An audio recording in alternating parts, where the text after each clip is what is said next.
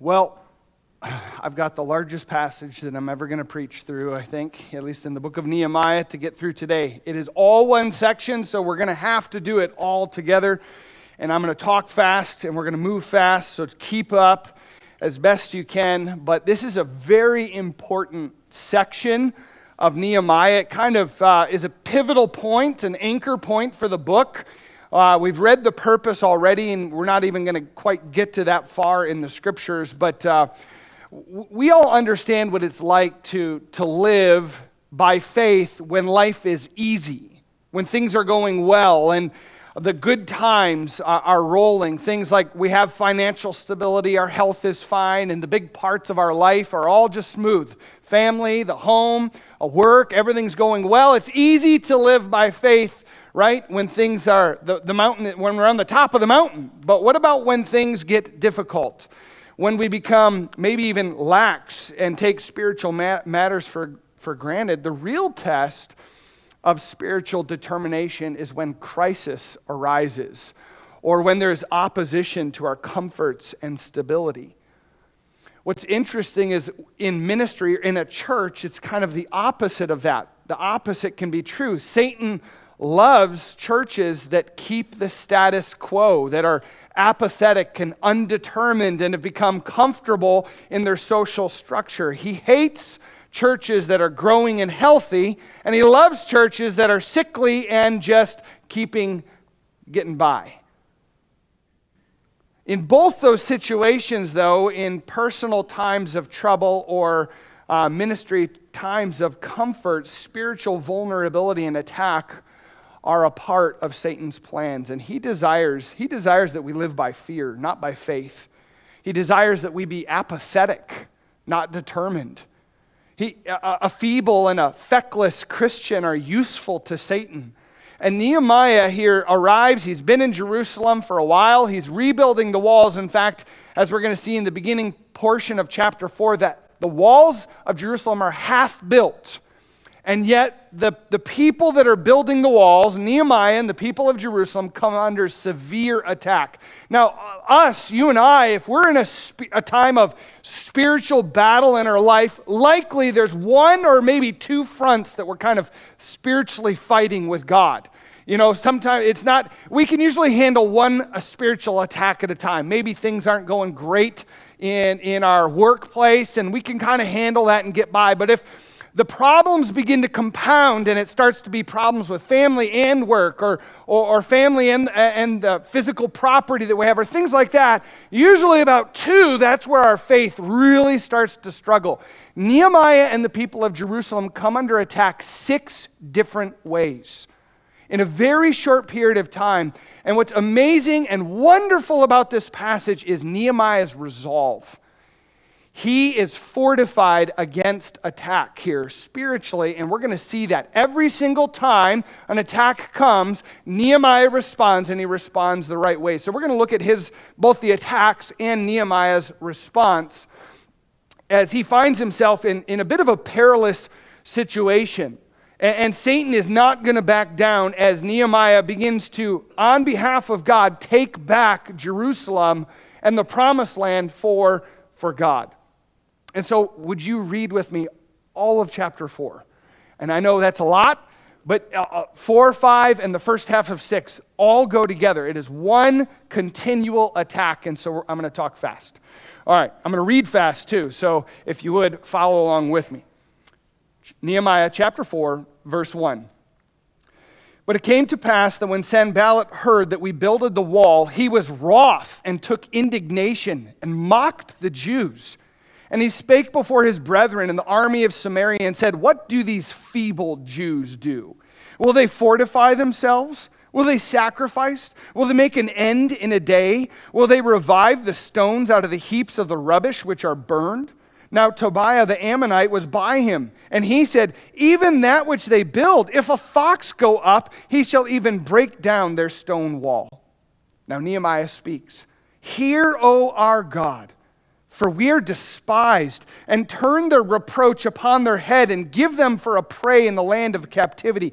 And cover not their iniquity, and let not their sin be blotted out from before thee. For they have provoked thee to anger before the builders. So build we the wall. And all the wall was joined together unto the half thereof, for the people had a mind to work. But it came to pass that when Sanballat and Tobiah and the Arabian and the Ammonites and the Ashdodites heard that the walls of Jerusalem were made up and that the breaches began to be stopped, they were very wroth and conspired all of them together to come and to fight against Jerusalem and to hinder it. Nevertheless, we made our prayer unto our God and set a watch against them day and night because of them. And Judah said, the strength of the bearers of burdens is decayed, and there is much rubbish, so that we are not able to build the wall. And our adversaries said, they shall not know, neither see, till we come in the midst among them, and slay them, and cause the work to cease. And it came to pass that when the Jews which dwelt by them came, they said unto us 10 times, from all places whence ye return unto us, they will be upon you. Now Nehemiah responds again. Therefore set I in the lower places behind the wall, and on the high places I even set the people after their families with their swords and their spears and their bows. And I looked and rose up and said unto the nobles and to the rulers and to the rest of the people, be not ye afraid of them. Remember the Lord, which is great and terrible. Terrible there means awesome. And fight for your brethren, your sons and your daughters, your wives and your houses. And it came to pass when our enemies heard that it was known unto us, and God had brought their counsel to naught, that we returned all of us to the wall, every one unto his work. And it came to pass when that time forth, that the half of my servants wrought in the work, and the other half of them held both the spear and the shields, and the bows and the habergeons, and the rulers were behind all the house of Judah. They which builded on the wall, and they that bear burdens with those that laid it, every one with one of his hands wrought in the work, and with the other hand held a weapon. For the builders, every one had his sword girded by his side, and so builded. And he that sounded the trumpet was by me.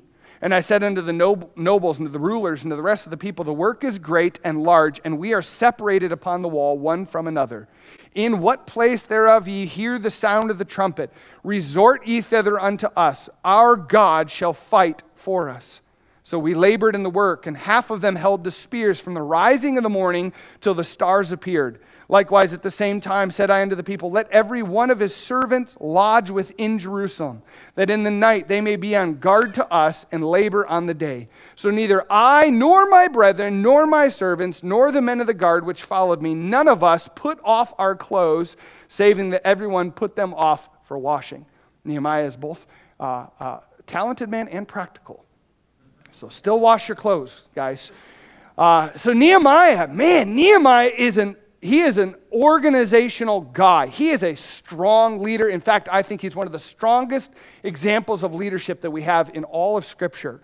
And he is resolved, no matter what happens, he is going to pursue what God told him to do. I remind you, back in chapter 1, that God tells Nehemiah to go back to Jerusalem. He gives him this burden to rebuild the walls of Jerusalem so that God can keep his promises that he made to the land of Israel, or to the people of Israel in the promised land.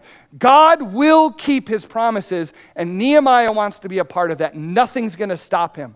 Even though these attacks come one after the other, and they are absolutely one right after another, Nehemiah does not waver. A couple times he'll admit he's afraid, but he doesn't waver. And I just appreciate his stance that he took. Well, first of all, the attacks, we're going to look at 3 different types of attacks and his response. The first is attack of external threat. We see this right away in chapter 4. There's this mockery that begins in verse 1 and verse 2 as Sanballat kind of leads it. Sanballat and Tobiah is next to him. And they begin to verbally attack the people of Jerusalem. And they mock them. There's a statement of doubt right away. And these statements are, these rhetorical questions that Sanballat gives are meant to chip away at the faith and really the resolve of Israel. So as they mock them, they ask these several questions. By the way, Sanballat knows that the people are weak. And he knows, he's going to use the word feeble. And all of Israel knows that they are feeble. right? Numerically, they're far inferior to the other people that are going to assemble against them. So their numbers are low. They're the weakest people financially and structurally in Jerusalem. They don't have good structure to base an economy or a society off of. They know they're feeble. And so Sanballat points that out. That's his initial question. And he's basically pointing out that they lack strength. And he asks these rhetorical questions and he doesn't answer them. He just lets the questions linger. And that does have a kind of a psychological effect on Israel.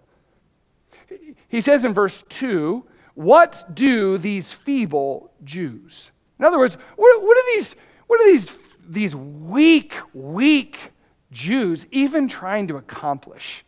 I mean, it's kind of ridiculous what they're doing. Look at them. They're kind of walking around. They're picking up these stones and carrying them around. They're trying to build this wall as if this wall can even help them.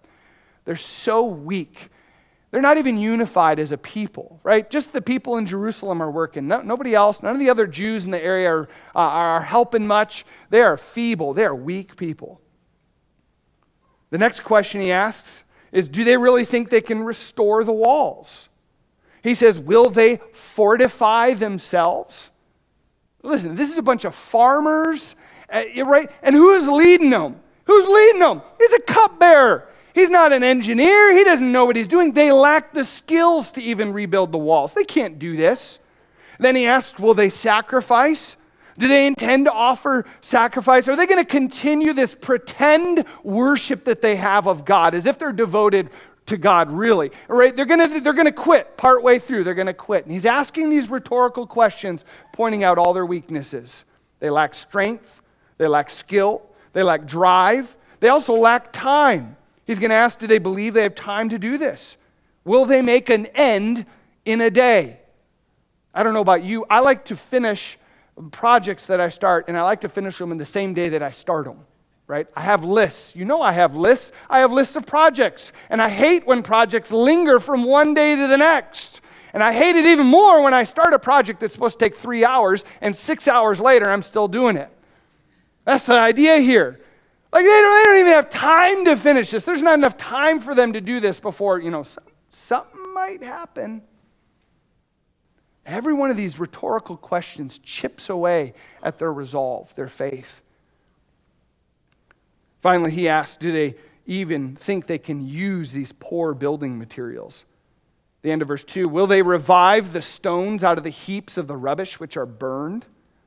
Here they are using these burned, disintegrating stones. They think those stones are going to be enough to build a wall. They lack materials. And on top of it, Tobiah is standing next to Sanballat, and he goes, yeah, I bet a fox could even jump on that wall and it'd fall over. And they're mocking them and laughing at them. Now here's the truth. Archaeologists have uncovered the portion that Nehemiah built. His walls on average were 9 feet thick. Are those feeble walls? It doesn't matter if it's true or not. Sanballat and Tobiah and Gesher in a little while is going to join, and they're going to just mock and chip away and chip away and chip away. And what's Nehemiah's response? Verse 4, he responds with prayer. Hear, O our God, for we are despised, and turn their reproach upon their own head, and give them for a prey in the land of captivity. Nehemiah prays an imprecatory prayer. Now, we kind of like this idea sometimes of imprecatory prayers. That means to pray that your enemies will be punished and destroyed. And so sometimes in our mind, we're kind of like, yeah, I could use that once in a while. Imprecatory prayer on my neighbor who keeps, doing stuff that annoys me or thinks. That's not what an imprecatory prayer is meant for. Nehemiah prays, and he prays in righteous anger here. He prays for God to act, not for Nehemiah. And this is a calculated prayer, and it's meant to destroy God's enemies, not Nehemiah's enemies. Now, you could argue and say, well, listen, Nehemiah's enemies are the same enemies as God. Well, yes, because Nehemiah has aligned with God, not the other way around. So Nehemiah is speaking to God on behalf of God, not himself. And so here his imprecatory prayer, I think there's 4 things about his prayer that are important for you to know so that you don't pray improper prayers. And me too, by the way, because I've been known to want to use an imprecatory prayer a time or two. But here, this imprecatory prayer, Nehemiah makes this request, and it's a request of divine judgment on sin, not a sinner. So it's very specific. He does not necessarily hate or wish ill upon Sanballat and Tobiah. He hates what they're doing against God. They're sinning against God. They're denying the promises of God and the plan of God. That's the problem, not that they're fighting against Nehemiah. Now, they might think they're fighting against Nehemiah, but in reality, they're fighting against God. And Nehemiah recognizes that. Nehemiah requests God to act as well. He doesn't take it upon himself. He doesn't say, God, give me an opportunity to stick it to him. He doesn't say that. He asks God to be the one who judges them. That God defends himself. And the reason is because the third thing is Nehemiah has a very high view of God. And this is seen all through the book of Nehemiah. He has an incredibly high view of God. It's what drives everything he does. It's the purpose for him building the walls. It's the resolve behind him standing up against the enemies here. It's his resolve, his high view of God, that God deserves his promises to be accomplished so that all the world will see and marvel at who God is. That's what's driving Nehemiah, the promises of God. And so he has this high view of God that's worth defending. He's not defending his own personal feelings. Nehemiah did not get his feelings hurt, and now he's angry. No. He's defending God. And that's always his primary focus. And then the fourth thing about his imprecatory prayer is he requests God to prove himself for Israel's sake, not for Nehemiah. So he wants God to be made real, high and lifted up, not Nehemiah himself. So all four things of this prayer, this imprecatory prayer, yes, it's kind of this prayer of judgment upon the enemies, but it's on behalf of God. He's asking God to prove himself, not for Nehemiah to get a pat on his back or to feel safe in his position. So it's very important, the focus of his prayer. And what's the conclusion? Look at 6. I like the conclusion. So he prays this prayer, cover not their iniquity, verse 5, let not their sin be blotted out from before thee. In other words, don't cover this one with grace, God. Judge them. He's not saying, I want them to go to hell. He's saying, you need to punish them because they're not going to listen to anything else. So God, show yourself to them. Prove to them that you are the one and only God. And then in verse 6, he says, so build we the wall. And all the wall was joined together to the half. So he prays this prayer. He's getting this mocking resistance from Sanballat and Tobiah. And what's his initial response? He prays to God, and they get back to work. I like Nehemiah. He gets back to work. Nothing's slowing Nehemiah down. He is going to press forward. So they up the ante, if you could say. Sanballat and Tobiah and Gesher. In fact, they gather more people. Verse 7, it came to pass that Sanballat and Tobiah, the Arabians, the Ammonites, and the Ashdodites all hear what's going on, and they gather themselves together. This is a show of force. So this is the second attack. It is very visual. Could you imagine if you're a builder in Jerusalem? At most, there's about 2,000 to 2,500 people in Jerusalem at this time, and the entire armies of all the surrounding areas, Samaria, Ammon, Ashdod, Arabia, they all assemble in a show of force around Jerusalem. And your walls are where? Well, it says they're only half built. Could you imagine a little bit of trepidation in your heart as you're observing these armies assemble? Now, again, I remind you, the people of Jerusalem are not warriors. They're farmers. In fact, if you go back to that long list in chapter 3 of who's building the wall, right? Remember, there's a whole section of apothecaries. They're perfumers. They make perfume for a living, right? I'm going to venture a pretty big guess here that they're not warrior men, okay? No offense if there's any perfumers out there, right? There's priests. I'll throw the priests in there too. There's priests. They're not warriors. And yet here they are working and assembling as an army. And I love Nehemiah's tactical approach here. So there's this army, this force that comes. In verse 11, they begin to slander the people again. Verse 11 says, "And our adversary said, they shall not know, neither see, till we come in the midst among them and slay them and cause the work to cease." So here we are, and we're going to sit here. We're going to sit out here, and we're going to camp outside Jerusalem. And then one day, when we choose, we're going to enter in, and you won't even see us coming. We're going to kill you, every man, woman, and child. Could you imagine the fear? By the way, man, woman, and child. Families are working on the walls. A man and his wife and his sons and his daughters are all working on one section as a unit. Could you imagine being the husband of that group? And here we've got this one section of the wall, and I look to my left, and it's just the perfumers over there. And I look to my right, and it's another family over there. But that guy, he's just a sheep farmer. He's never even killed anything in his life. And I have to protect this area? Could you imagine the trepidation? There's psychological warfare going on here. By the way, I don't think that this army ever planned on attacking. But that's kind of a moot point. I don't think they planned on attacking, because if they attack Nehemiah, then inadvertently they're attacking Artaxerxes, the king of Persia, who gave him permission to go and rebuild the walls. And Artaxerxes, also their boss. Okay, so there's a little bit gamesmanship going on here. But you don't know. You don't know for sure. Sanballat's pretty upset about all this. And Tobiah, it sounds like he's his little, his henchman standing next to him. And so there's all this going on, and Nehemiah is watching it and hearing it, and the slander, in fact, the slander even begins to infiltrate the people. Verse 10, "And Judah said, the strength of the bearers of burdens is decayed, and there is much rubbish, so that we are not able to build the wall." The people of Judah are starting to crumble. Now, what's Nehemiah's response? And by the way, this psychological rumors are horrible. The rumors eat away at the outlying cities, as I said, in Judah. And the people of the surrounding cities are being threatened as a result. Right? Let's say you live in a town just 5 miles away, and maybe you didn't go to Jerusalem, but your neighbor did, and you're taking care of your neighbor's farm for him while he's in Jerusalem. There's this big effort by all the people of Jerusalem and the surrounding area, and now your home and your farm are being threatened.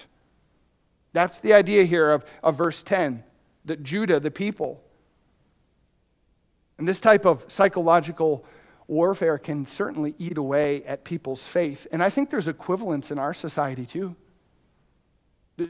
Listen, do not miss the application of chapter 4, 5, and 6. It's very real for us. And here's how it happens for you and I. We are threatened at times as well. Maybe not me, because I'm a pastor. Hopefully I'm not being threatened, but you might be in your job place. You might be threatened to be quiet. You don't speak for God in your workplace. That's not the place for spiritual talk. I actually was told this at the police department one time. And they said, Chaplain, we cannot talk about spiritual things in the office. And I said, that's my job. Like, this is the whole reason I'm on the police force, is to talk to you about spiritual things. And the guy said, oh, that's a good point. So we had the spiritual, he didn't want to have the spiritual conversation, but we had it anyways. And so this can happen, right? You could be told to be quiet, or else you could lose your job. I'm not talking about political speech, by the way. I'm talking about spiritual discussion. By the way, the church could lose its tax-exempt status. That's been a threat that's been put out there by people in society, that if you speak up incorrectly, you take a stance against certain things that society loves, the church should probably lose its tax-exempt status. That's being said, and I guarantee you that will be a big issue in the next 10 years. How will we stand? Even threats of civil lawsuit are leveled against Christians for speaking the truth, the truth of Christ. Again, not political, but preaching or speaking the truth of Christ in love. And society wants to force Christians to behave and accept and serve their desires. And you see this, Christian bakers, Christian organizations. Not even Christian organizations. Listen, that Christian baker, he didn't say, I'm a Christian baker. He just said, I can't violate my own conscience of what Scripture says. And lawsuit after lawsuit came, threats after threats. Listen, this is prevalent in our society, this show of force that has threat behind it. And it's going to get more prevalent. Now look at Nehemiah's response. Again, he has the exact same response. Verse 9, nevertheless, we made our prayer unto our God. He takes it a step further. Nehemiah is not just a man of prayer. He's a man of action too. First thing he does, every single time, pray, get back to work. Pray, get back to work. This time, he prays, and then it says in the second half of verse 9, he set a watch against them day and night because of them. So there's this spiritual battle going on, and externally it's a battle between Nehemiah and the resistance forces around Jerusalem. But spiritually, it's a battle between the promises of God and the ways of these resistance groups. Satan does not want the walls of Jerusalem rebuilt. Listen, if the walls of Jerusalem get rebuilt, then God is back on his plan of sending a redeemer through the kings of Israel. There's all these promises and prophecies of the Old Testament that says the Messiah has to be born in Jerusalem and come out of the land of Israel. Well, at this point, there's not really a land of Israel. There is no Israel. They've been disbanded. They've been sent throughout all the different regions. By the way, we're going to see what Nehemiah did. Nehemiah personally redeemed or personally paid for Israelites, Jewish people who were sold into slavery. He paid for their freedom and brought them to Jerusalem with him. So Nehemiah is invested in this. And this is about God's promises. It's not about Nehemiah. By the way, it's certainly not about Nehemiah. He left a comfortable life. He left a position of power in the Persian government to come back to a city he'd never been to and rebuild a bunch of dilapidated walls while under resistance the whole time. You know, this isn't like, please, I volunteer for this horrible job in this faraway land with a bunch of opposition. And yet this spiritual battle goes on. And Nehemiah, as I said earlier, has this big picture of God. Big picture of what God is doing. And he sees past the external problems of the walls and the problems of the armies. And he takes his stand with God, unwavering in the face of danger. Let me ask you a question. When you're faced with pressure, spiritual pressure or external pressures, how do you respond? I'll tell you how I try to respond most of the time. My initial fleshly response is, I'll fix the problem. I'm perfectly capable. God, if I need you, I'll let you know. Let me take care of this. That's probably a lot of your response too, right? We want to be capable people, and I can fix my own problems. And if they get too big for me, well, then I'll go to God for help. Nehemiah, every time, prays first, and then he gets back to work. You continually call out to God for help. Nehemiah is doing that. Or do you get distracted and take the battle personally? Here's another thing I see people do. They take the battle personally, and it becomes an emotional, spiritual battle. Not so much about the real problem, but about people's own feelings and their desires. How well do you keep the big picture of what God is doing in mind? This is Nehemiah in a nutshell. He is laser focused on God being praised. Nothing will deter him. No amount of hard work, no amount of opposition. In fact, we see this because he continually encourages himself in the Lord, in the promises of God. And I'm going to get to that in just a moment. We'll see what he says or what he does. And on top of that, he takes steps. He doesn't just pray. He doesn't just personally pray. He asks the people to pray. There's corporate prayer and there's steps of obedience. Verse 13, he sets a guard. But this isn't just a normal guard. He uses his own servants as part of the guard. In fact, he takes his servants and divides them up. Half of them are workers and half of them are warriors, like a standing army. And then he makes everyone else strategically a warrior and a worker. Pick up a trowel or a shovel in one hand and have your sword or your spear in the other hand. You're always working and you're always ready to fight. And that's what he does, this strategic step. But the whole time he encourages himself and the people to remember the Lord. And this is a phrase we see over and over. Verse 14, he says, be not afraid, in the middle of the verse, be not afraid of them, remember the Lord, which is great and terrible. Terrible there means awe-inspiring. He is awesome. And he will cause you to pause what you're doing, and your mouth will drop open in awe of his power and his majesty. That's who we're fighting for. That's who we're serving.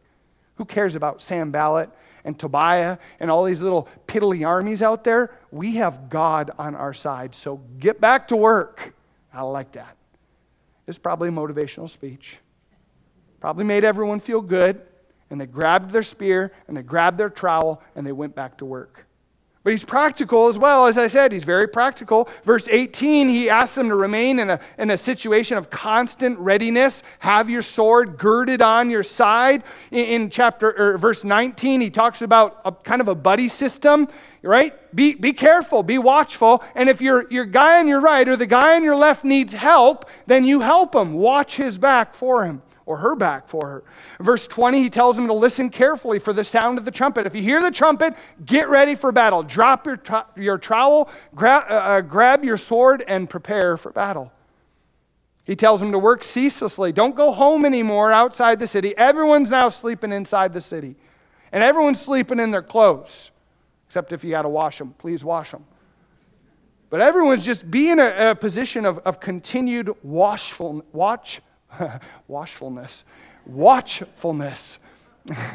Both. Right? We don't want to stand around with a bunch of stinky workers. So work hard and be ready. Well, that's just a couple of attacks. They continue, but now they're attacks of internal resolve. Chapter 5 says there was a great cry of the people and their wives against their brethren the Jews. For they were that said, we are sons and our daughters are many. Wherefore we take up corn for them that we may eat and live. Some also there were that said, we have mortgaged our lands, vineyards, and houses that we might buy corn because of the dearth. There were also that said, we have borrowed money for the king's tribute, and that upon our lands and our vineyards, yet now our flesh is as the flesh of our brethren, our children as their children, and lo, we bring into bondage our sons and our daughters to be servants. So there's a new problem, and this problem is maybe more dire. There's this dwindling morale, and here's why there's dwindling morale. The people of Israel are extorting one another. So you're a noble, and you own a lot of land, and you've got a lot of money, and I'm poor, but I have to pay the king's tribute still. I still have my taxes to pay, but I can't pay them, so I mortgage my land to you. And I lend out my things for usury to you. And you give me money, and I pay those taxes, but I still can't get by. There's rich nobles in Israel taking advantage of the poor in Israel. So this is an internal problem, and it's causing the morale to cease, to wane. Nobody has enough money. Nobody has enough food. Here I am working all day on the walls while my farm is being dilapidated. My vineyard is wasting away. My animals aren't getting the care that they need. And so there's a financial burden. But this financial pressure, it also concerns the future. As verse 5 says, yet our flesh is as the flesh of our brethren, our children as their children, and lo, we bring into bondage our sons and daughters. It's gotten so bad that the people are literally selling their descendants into slavery, servanthood, to other Jews. So there's this internal problem, spiritual problem. By the way, this is very much a spiritual problem. This violates the law of God. Exodus and Leviticus both forbid this kind of tribute and usury being issued upon one another. And so Nehemiah is angry, rightfully so. Verse 6, I was very angry when I heard their cry and these words. Now, this is not an anger because of with the builders, or the wall isn't getting built fast enough. He's not angry with the workers because they're getting tired. He's angry because the Jews are mistreating the Jews. And what a poor testimony to God this is. In fact, the word cry, he heard their cry. It's the same word used for cry in the book of Exodus, where Israel is in bondage in Egypt and they cry out to God for deliverance. This is a pain of the heart for the treatment by other people, the slavery, the servanthood, the mistreatment by, in this case, Jew upon Jew, follower of God upon follower of God. And so he rebukes the people quite boldly and succinctly. Verse 7, then I love this phrase, then I consulted with myself. See? Nehemiah talks to himself in his office as well. Here's what it means. He consults with himself. Nehemiah could very easily, and I think fleshly, fly off the handle and yell at the people because they violated Scripture. They're mistreating their fellow countrymen, their fellow followers of God. He has, humanly speaking, every right to rip into these people for doing wrong, and yet he knows he needs to respond biblically. And so he has a little conversation with himself, right? Reminding himself, I need to respond like God would respond. I need to speak on behalf of the Lord. I need to remember this is about the promises of God, not my personal feelings. And so he has a conversation with himself. I consulted with myself, and then he speaks. And I rebuked the nobles and the rulers and said unto them, ye exact usury, every one of his brother, and I set a great assembly against them. And I said unto them, we after our ability have redeemed our brethren, the Jews. See, there's where Nehemiah personally redeemed Jews out of slavery and brought them back to Jerusalem with him. So he's leading by example. And he says, will you sell your brethren, or shall they be sold unto us? Then held they their peace, and found nothing to answer. Also I said, it is not good that ye do. Ought ye not to walk in the fear of our God, because of the reproach of the heathen, our enemies? In other words, what are the heathens around? What is Sanballat and Tobiah and Gesher? What are they thinking when they see you selling your fellow countrymen into slavery, into bondage? What do they think about God when they see a Jew disobeying the Scriptures of the Jews and harming their fellow believer? By the way, great application for you and I there. Just insert the word Christian, follower of God. How horrible when the heathen world sees Christians eating other Christians, figuratively speaking there. Right? When the world sees Christians hypocritically mistreating other Christians, arguing, bickering, taking advantage of. What a poor testimony of what it means to be a follower of God. And it happens a lot. And Nehemiah points it out here with the Jews.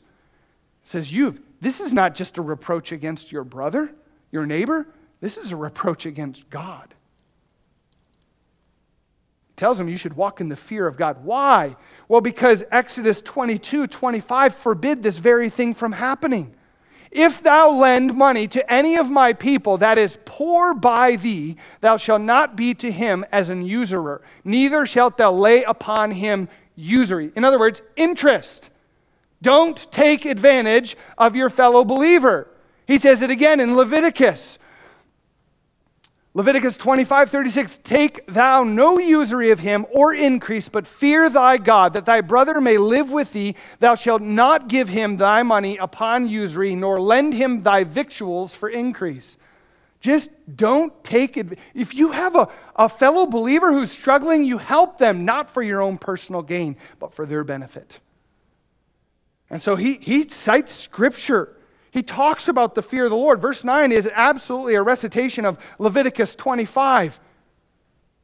He goes a step further and says, I'm practicing what I'm preaching, by the way. I likewise, and my brethren, and my servants, might exact of them money and corn. I pray you, let us leave off this usury. The only person who has a legal standing to charge taxation is Nehemiah, because he's the governor of the region. And by law, both Jewish law and the law of Artaxerxes, he can require a tax so that he can live. And yet, what does Nehemiah do? He says, I don't want your money. I don't need your money. I'm going to trust the Lord. I will charge you nothing to be the governor. And we're going to work together as a nation. We're going to work together as a nation to advance God's kingdom. And so he rebukes the nobles. And he reminds them that they're to be a spiritually minded people. They've made a covenant with God, and God has made that covenant with them. That's verse 8. Verse 9, he tells them that they're redeemed. They've been bought back. Verse 10, that they're a righteous people. They're meant to be holy and separate from the world. And so he rebukes the people very clearly, very succinctly, and notice their response. Verse 11, it's a good response.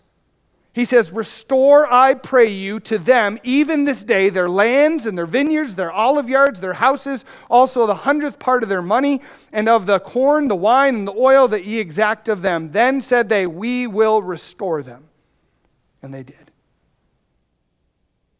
This attack might be the worst one of all, because it's internal, and it's got a spiritual component, the promises of God and the refusal to heed or obey the promises of God. And yet the people respond correctly and they say, you're right. Nehemiah, you're right. What did it take? It didn't take much. Just a reminder from Scripture that they're doing things incorrectly. And their response was they ate a bunch of humble pie. And by the way, it cost them a lot. Could you imagine if you're a noble? And you own all these lands that you've gained over the years, 10, 20, 30 years, you've gained all this land, all this property, all these servants, and in one day you're choosing to give it all back. Which, by the way, means they go back to just their allotted portion of land, and everyone got an equal portion. They gave up most of their wealth. It cost them. How hard is it for you to surrender what is fair for what is right? That's what they did.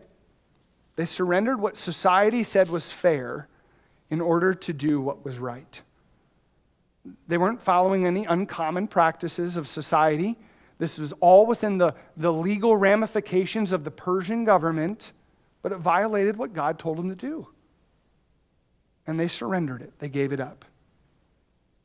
How do you respond when personal loss is concerned? And I'm not just talking about financial.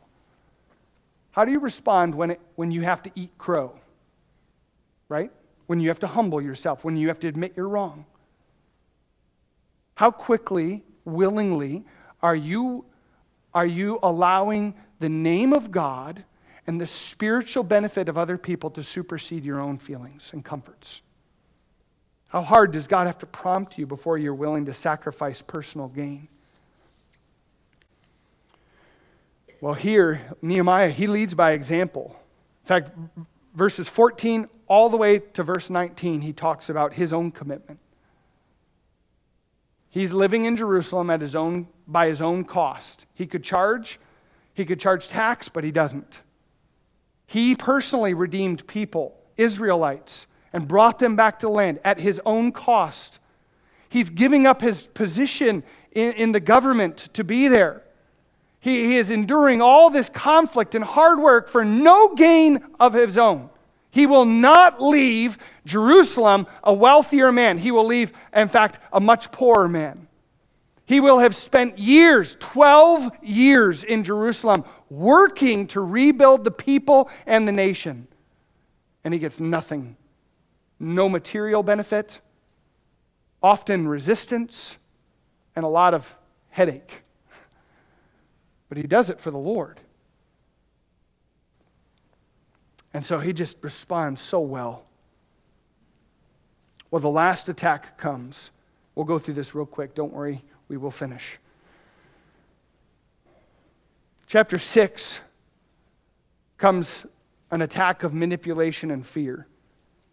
Now it came to pass when Sanballat and Tobiah and Gesher the Arabian and the rest of our enemies heard that I had builded the wall and that there was no breach left therein, though at the time I had not set up the doors upon the gates, that Sanballat and Geshem sent unto me, saying, Come, let us meet together in some one of the villages of the plain of Ono, but they thought to do me mischief. So it's like, okay, Nehemiah, we see God's blessed you. Everything has been rebuilt. You know what? Can't we just all live together in peace? Just come on over to our village. We'll have a little sit down. You know, we're waving the white flag. Come on over and we'll just, you give a little bit, we'll give a little bit. Compromise, under the agreement of compromise, we'll live together in peace. Nehemiah, he just says, I know they mean mischief. And notice his response. It's a little bit, it could be read as a little bit snide, but I don't disagree with it. And I sent messengers unto them, saying, I am doing a great work so that I cannot come down. Why should the work cease? Okay, thanks for your letter, guys, but I'm too busy to talk to you. So I got to keep working. Talk to you later. In fact, 4 more times they send letters to him, and every time they get the same response. I'm too busy. You can come on up here if you want to talk. Hasn't gone well for you, but you can come on up here. He's not going to entertain any idea of compromise. He refuses, in fact, to even parley with them because he knows that they mean mischief. The work that's being done is more important than this discourse or discussion that they want to get by. And so they resort to two final attacks. The first is defamation. Verse 5, Then sent Sanballat his servant unto me in like manner the 5th time with an open letter in his hand, wherein was written, It is reported among the heathen, and Gashmu saith it, that thou and the Jews think to rebel, for which cause thou buildest the wall, that thou mayest be their king according to these words. So they send an open letter. This would have either been read or posted in all the villages and cities, that Nehemiah desires to be the king of Jerusalem. He is rebelling against Artaxerxes, and they're publishing this all through the land of Samaria and Arabia and Ashdod and Ammon and especially Israel. Nehemiah is a traitor to Artaxerxes. You think that's going to get back to Artaxerxes? I mean, that's what they're hoping. They're hoping they can ruin his relationship with Artaxerxes. They can destroy his reputation that he wants to be the king. After all, they even make accusations that he's preaching, that he's appointed prophets to preach in Jerusalem, saying there is a king in Judah, and now shall it be reported to the king according to these words. In other words, I'm the new king, and God has prophesied it. That's their accusation. They're now resorting to spiritual abuse to try and get Nehemiah to compromise. And the last one is spiritual treachery. They go all out. Verse 10, Afterward I came unto the house of Shimei, the son of Deliah, the son of Mehetabeel. By the way, that means he has a lineage in Israel. Okay, that's not just, they didn't just make up weird-sounding names and throw them in here. He's trying to point out he has a lineage. This guy's important. Notice what he said. Let us meet together in the house of God, within the temple, let us shut the doors of the temple, for they will come to slay thee. Yea, in the night will they come to slay thee. And I said, should such a man as I flee? And who is there that, being as I am, would go into the temple to save his life? I will not go in. And lo, I perceived that God had not sent him, but that he pronounced this prophecy against me, for Tobiah and Sanballat had hired him. So the last treacherous act is this man comes to Nehemiah and says, Nehemiah, there's a plot against your life. God has given me a vision. I have seen this. They're going to try and assassinate you tonight. We must flee. There's only one place that we can go. The safest place in all the city that you need to hide. Come with me now. We're going to the temple and we're going to hide in the temple. It's the only place we can shut ourselves in and be safe. If you don't come with me tonight, you're going to be killed. And Nehemiah does not run. In fact, he says, am I a man that can flee? He's not saying, hey, I'm brave and I don't retreat. He's saying, I cannot go into the temple. He's not a Levite. He's not a priest. The law forbids him from going in there. This is a trap that if he were to go into this temple, he would discredit himself spiritually in front of everyone. He says, I can't do what God has forbidden me from doing. This is a trap. I will not go in there. And I want you to notice his response. Yet again, prayer. My God, think thou upon Tobiah and Sanballat according to their works, and on the prophetess Noadiah and the rest of the prophets that would have put me in fear. Yet again, an imprecatory prayer of resolve. He will not back down. He sees through the deception, and he is determined, resolved to stand against every single attack that comes. And so he pleads with God to punish those who fight against them.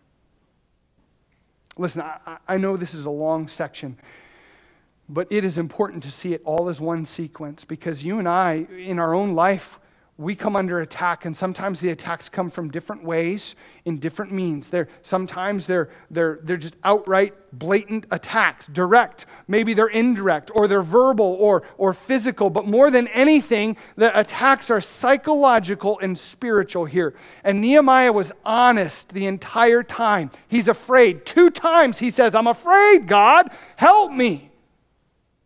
He doesn't hide from his own smallness. He's afraid and he's uncertain, and he knows he shouldn't back down, but he also knows that God is big, and his big view of God never wanes. And he determines that no matter what God says to do, he will do it. He will not fail to live by faith. And each time they're attacked, he would fortify his faith, reminding himself and other people that God is at work.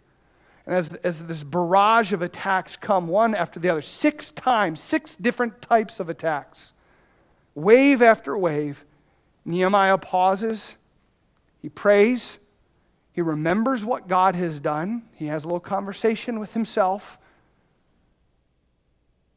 and then he gets back to work. So let me ask you a question in closing. How do you respond when spiritual attacks come? Listen, it's easy to recognize a direct attack. It's easy to recognize when someone comes to us and very clearly says, come, do this sin with me. Well, we know what is sin, but it's hard when spiritual attacks come from other places, even other Christians or people that we love and care for, or people that we think are on our side. And it's hard to recognize psychological attacks. Things that begin to chip away doubt and fear over what God has asked us to do. It's really hard to recognize attack when our emotions get pulled into the situation. And we begin to want to respond out of a personal comfort and desire of our own safety. How do you respond when waves of attack and struggle come your way? How do you fight off attack when depression starts to chip away, or anxiety and stress begin to chip away at your resolve? In fact, this is a great question that you need to answer individually. What type of spiritual attack is the most deadly to you? A psychological attack? Emotional? One that calls your own integrity into play? Maybe a habitual sin that you're especially weak to, that God or that Satan continually pecks at and fights at? Maybe it's other Christians. Maybe you have too much faith in other people and not enough faith in God, and when you see another Christian stumble, that's all it takes and you fall. What type of spiritual attack are you most vulnerable to? The truth is, we're all vulnerable. Nehemiah is vulnerable. But he was resolved because he had a big picture of God. And God was worth fighting for. How's your faith doing today? Is it fortified against attack? It should be if our resolve is in God. Let's pray. Heavenly Father, we thank you for your goodness. Lord, we recognize this is a big passage and there's a lot of truth packed into this section of Scripture. But Lord, I pray you'd help each one of us. We all have things in our life that we're prone to weakness on, whether it be relational, emotional, maybe it's aspects, circumstances around our job or our family relationships, Lord, that we don't have the fortification of our faith that we need. And I pray that we would keep a high view of you in focus, that we would remember that you have given us promises to live by and principles to live by, and that when we are afraid and we don't know what to do, we should not try to solve it on our own, but we should rely upon your truth. Lord, help us to be people of prayer that will, when faced with difficulty, we will pause what we're doing before we respond, and we will pray and we will ask for wisdom. And we'll recall, we will remember who you are and what you've done and what you've promised us. We'll have those quiet conversations in our heart to respond the way that you want us to respond. And Lord, I pray for our church that you would help us to be united, not divided, that we be watching for one another, caring for one another. We recognize that Satan hates what is going on in our church, and he hates the growth that's occurring. Yes, the numerical growth, but more important, the spiritual fortification that's been happening in our growth groups and in our ABF and in our discussions, Lord. You are working in our hearts, and Satan hates that. And we have been under attack. And I pray that you would help us to keep you and your promises and your goals as our central theme. That we would not placate to the fears and the doubts that chip away at our faith, but we would be resolved to continue to press on to build your kingdom and your kingdom alone. So Lord, give us grace right now to respond as each one of us needs to, in our own way, respond to the truth that we just read. I pray you'd be honored and glorified by our heart's response. We pray this in Jesus' precious name. Amen.